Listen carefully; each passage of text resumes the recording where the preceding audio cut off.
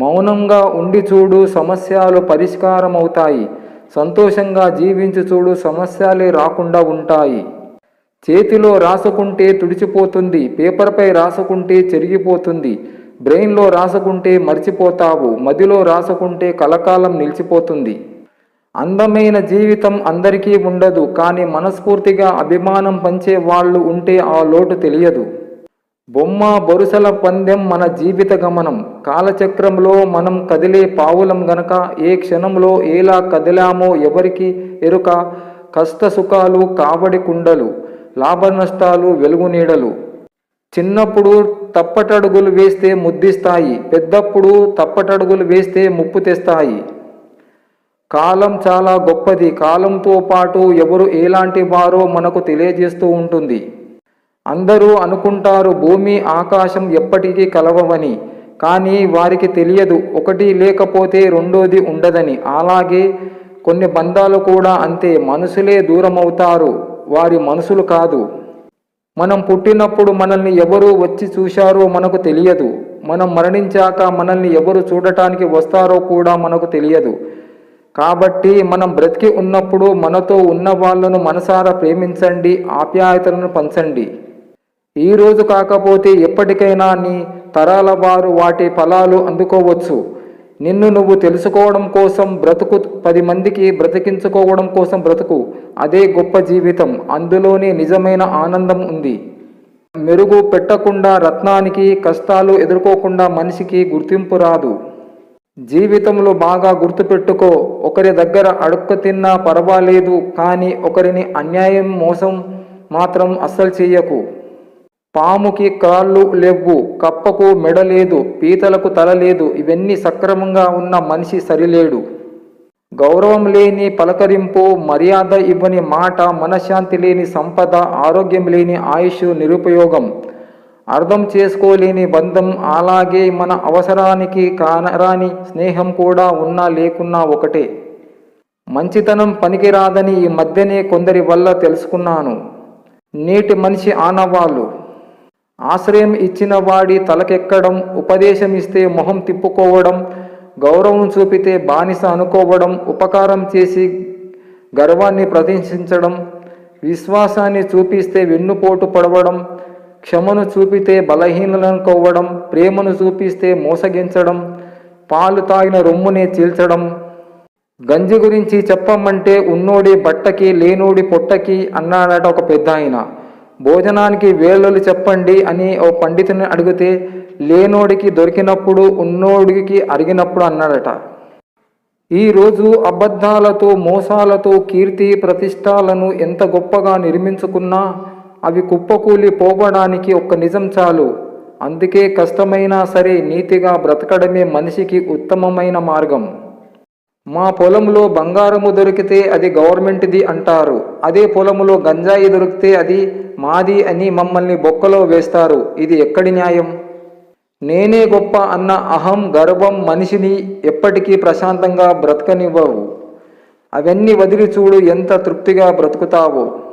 జీవితం ఇలా ఉండాలి, అలా ఉండాలి అని మనం స్క్రిప్ట్ మాత్రమే రాసుకుంటాం, కానీ ఏది ఎప్పుడు ఎలా జరగాలి అనే స్క్రీన్ ప్లే పైవాడు రాస్తాడు.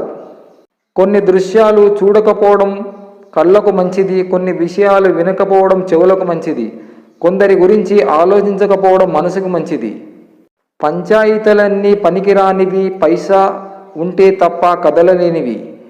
మానవ జన్మను ఎలా పడితే అలా వాడుకోవడం కంటే ఎలా వాడితే జన్మకు అర్థం పరమార్థం లభిస్తుందో అలాగే వాడాలి.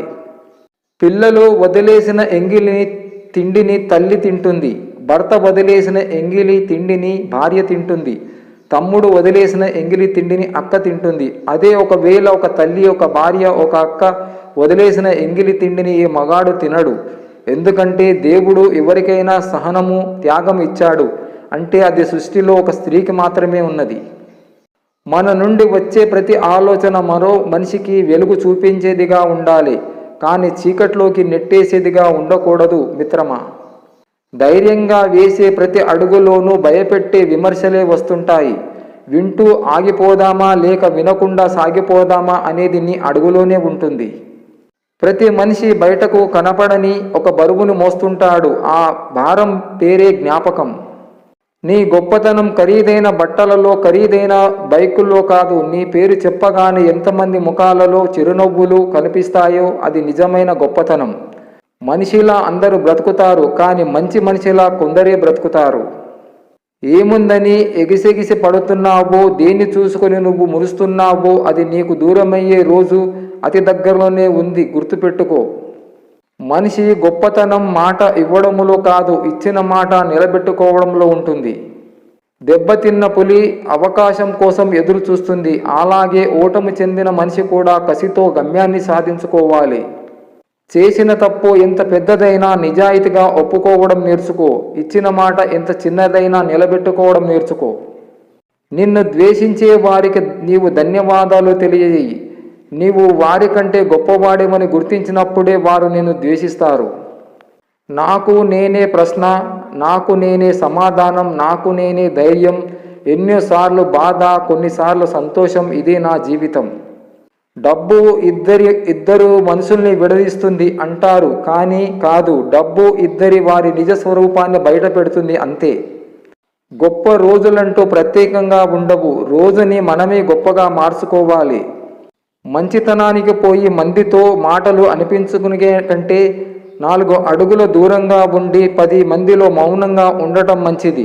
కనీసం మన విలువ మన దగ్గర ఉంటుంది. మొండితనం సాధించడములో ఉండాలి, వాదించడములో కాదు. నువ్వు భరించే కష్టమే నిన్ను వరించే విజయం. ఇష్టం కష్టం అనదు, సంకల్పం సౌకర్యం కోరుకోదు. నువ్వు గెలిచే వరకు నీ కథ ఎవరికీ అవసరం లేదు, ఎవరు వినిపించుకోరు కూడా. నీ కథ ఎవరికైనా చెప్పాలన్నా వినాలన్నా ముందు నువ్వు గెలవాలి. ఎవడి డబ్బుతో ఇల్లు గడుస్తుందో వాడే ఆ ఇంటి యజమాని. లంచం తీసుకునే వాడి ఇంటికి ఎంతమంది యజమానులు ఉంటారో మీరే ఊహించుకోండి. మనిషిని బ్రతికి ఉండగానే చంపేసే 2 బలమైన ఆయుధాలు. 1 అనుమానం, 2 అవమానం. కండల్లో బలం ఉంటే సిపాయిగా మిగిలిపోతావేమో, అదే నీ ఆలోచనలో బలం ఉంటే రాజువై ప్రపంచాన్ని ఏలుతావు. చదువు చేదుగా ఉంటుంది, కానీ అది ఇచ్చే ఫలాలు ఎప్పుడూ తీయగా ఉంటాయి. దేవుడు తలరాతను ఎవరికి చెడుగా రాయడు, కేవలం మనిషి తన స్వంత ఆలోచనలతో చెడుగా మార్చుకుంటాడు. కష్టాలు కానీ సుఖాలు కానీ కాలం గడిచిన కొద్దీ అలవాట్లుగా మారిపోతాయి. తర్వాత వాటిని గురించి ఆలోచించడానికి కూడా ఏమీ ఉండదు. తన వైపు ఇతరులు విసిరే రాళ్లతో తన ఎదుగుదలకు పునాదులు వేసుకునేవాడే తెలివైన వ్యక్తి. మనిషి ఎంత మేధావి అయినా మరుక్షణం ఏం జరుగుతుందో తెలియని అజ్ఞాని. చిన్నప్పుడు మా అమ్మమ్మ చీర కొంగు చివరన ముడివేసిన రూపాయి తీసుకున్నప్పుడు కలిగిన ఆనందం ఏటీఎం నుండి 10,000 రూపాయలు తీసుకున్నా కలగడం లేదు. ఏ పాఠం నుండి ఏ ప్రశ్న వస్తుందో, ఏం సమాధానం రాయాలో అర్థం కాని అంతు చిక్కని పుస్తకం వంటి మన జీవితం.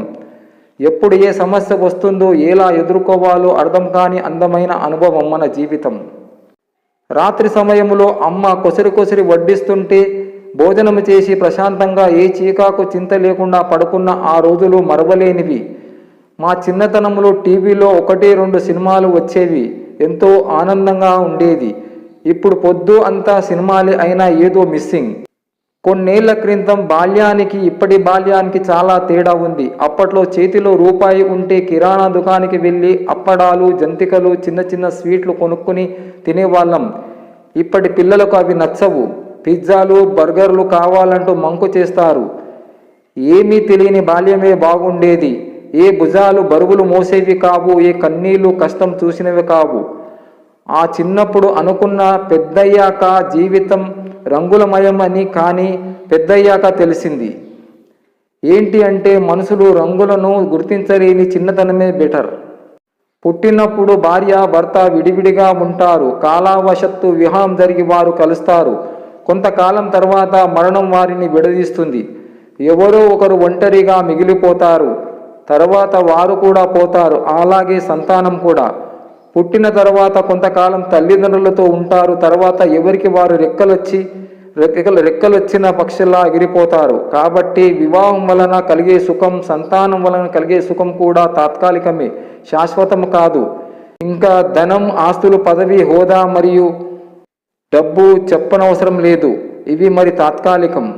అన్నం పెట్టే కొంపలకే కన్నాలు వేసే రోజులివి. ఎవరిని నమ్మాలో, ఎంతవరకు నమ్మాలో అసలు అర్థం కాని అంతు చిక్కని కలికాలం. జాగ్రత్తగా ఉండకపోతే నష్టపోయేది మన కుటుంబాలే.